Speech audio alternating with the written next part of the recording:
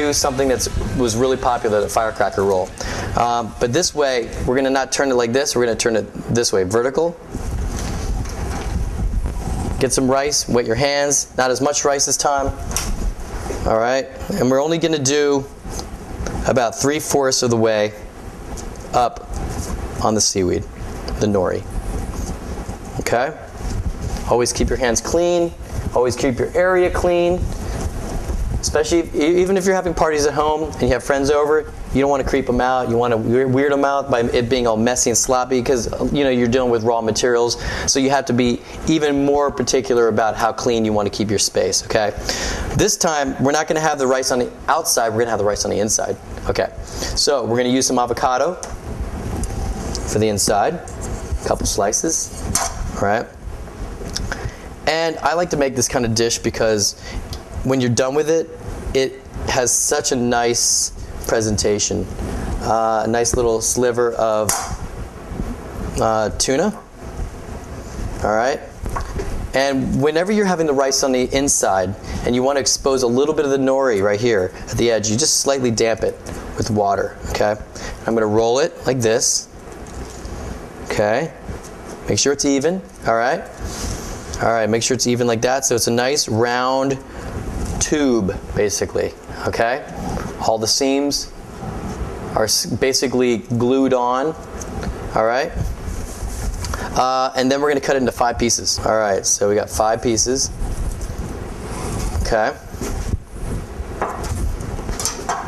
And I think, as you guys will notice, you know, the more times you go out to eat sushi in different areas around the country, you're going to find a lot of people that are behind the sushi bar that aren't particular, you know, from the Asian culture, because it's changing. I think that now, you know, more people are exposed to it, more curiosity.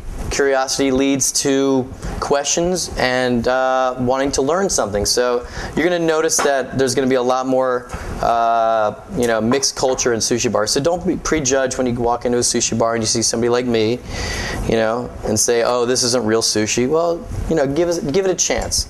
All right, it's all about the respect. All right.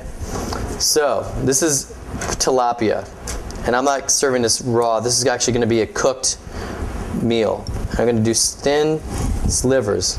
All right, 5 of them. 3, 4, 5. All right, what you're going to do is you're going to take this and you're going to wrap it around each piece of sushi, okay?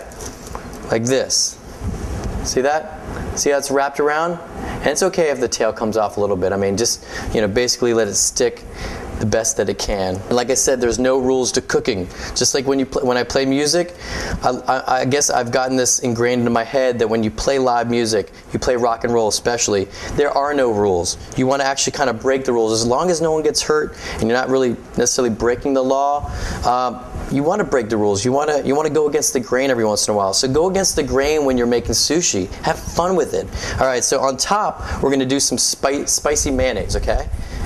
So we're just going to squeeze it on top. It's going to look like, basically like an egg yolk, right? Okay, so there we got that. All right, and I'm going to put it in the oven. Here we go. See? Basically an egg. All right. When you know that it's ready is that the egg yolk, the spicy mayonnaise on top starts to caramelize. It starts to brown just a little bit. Then you know you're ready. So what we want to do is we want to prepare the plate. All right, so this is how you prepare the plate. This is where you start getting the firecracker idea. All right, so first we have a little bit of eel sauce. It's a little thinner than normal. It's supposed to be a lot thicker, but this gives you the idea of what the firecracker is going to look like. Okay, so we're going to get the spicy mayo, and we're going to do this spiral. Like that. Yeah, I just heard the other day that Velvet Revolver, one of my favorite rock bands, just kicked out Scott Weiland, who I really admire and respect as a lead singer because of, unfortunately, drugs, supposedly, and erratic behavior on stage. And now I don't even know what to do anymore. I mean, this is like such a disappointment. I mean, these guys that are on the road, not being in the healthy environment, you know, start falling into that drug realm again, and they just can't get out of it. And then they're lost forever, and we lose our music. We never get to see these favorite bands of ours that we've grown up listening to for all these years. So hopefully that guy will get better soon. Supposedly Stone Temple Pilots supposed to go on the tour this summer. I hope so. They rock. They kick ass. One of the greatest singers out there. And hopefully Velvet Revolver can find another singer. Maybe me. Who knows? I'm actually considering to audition there. So I'll keep you posted. But here's the firecracker. I know it looks kind of like an explosion or a cobweb. You can call it whatever you want. I mean, basically what we're going to do is when those pieces of sushi, the firecracker rolls are done out of the oven, we're going to take it there and place it on the plate where you're going to get a little bit of sweetness, some heat, not only from the temperature from the oven, it being cooked, but also from the heat of the spicy mayonnaise, okay? So we're going to just put that to the side. And I'm going to check on the oven and see how it's going to be, how it's looking. While that firecracker is baking in the oven for about 5 to 6 minutes, I'd like to tell you that right now I've been working for like the last 2.5 years with a band out of London called Swami. And they're a rock and roll band / Hindu rap band. And I've never met these guys, and with this amazing technology, and with this amazing technology that we have today, I've been writing 5 songs with these guys. Never spoken to them, just conversed through email. They send me their music, and then I take the music, download it onto a CD, bring it into a studio, and I record the vocals, melodies, harmonies, put it back onto the computer, MP3, send it back to them in London, and bam, we've got 5 songs under our belt. And now in 2 weeks, I'm going to be meeting these guys in New York City for the first time ever. I'm a little nervous because you don't know how you're going to, gel when you've been dealing with people virtually. You get kind of accustomed to that little bit of distance, which is kind of an unfortunate thing in our society.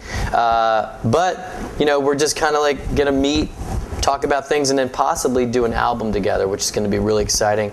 That's one of my passions, playing music, writing music, going in the studio, performing in front of people. So keep our fingers crossed, people. I'll let you guys know as soon as I know, and then maybe we can combine forces and maybe do a tour with a tour, cooking and performing, and that would be awesome. That would totally rock. But let me check on this firecracker. I think it's almost about done.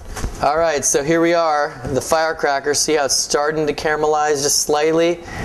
Gotten a little darker. The tilapia has gotten white. It's totally cooked through. And inside, the salmon or the tuna that we have is actually going to be still pretty rare, which is nice. But it's very hot, so be careful. If your hands are sensitive, wait a little bit for it to cool down, but you want to just basically slide it off this tin foil. We use a knife, obviously being very careful of the blade, loosening it, and then what you want to do is you're going to get the plate with what's supposed to be thicker eel sauce, but I must have made a mistake somewhere down the road. You want to place it right on top of the eel sauce with a little bit of that spicy mayo.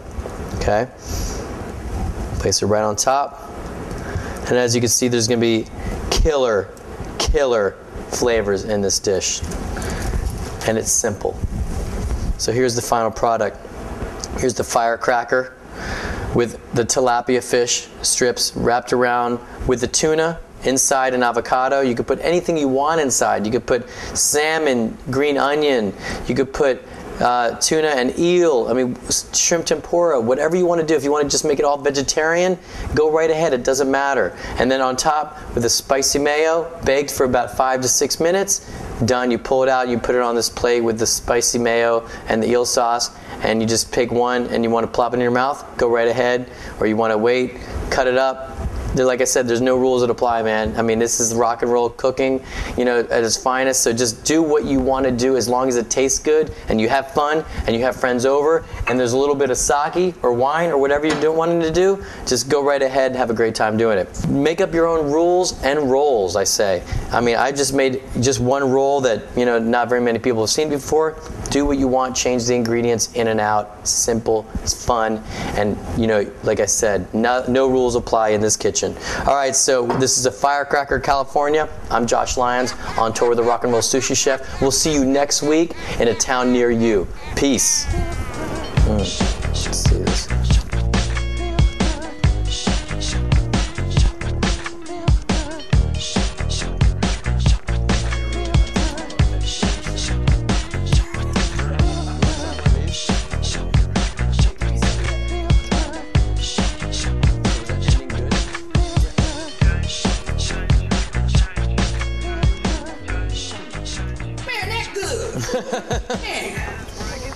Have another one. Oh, it's really good, man.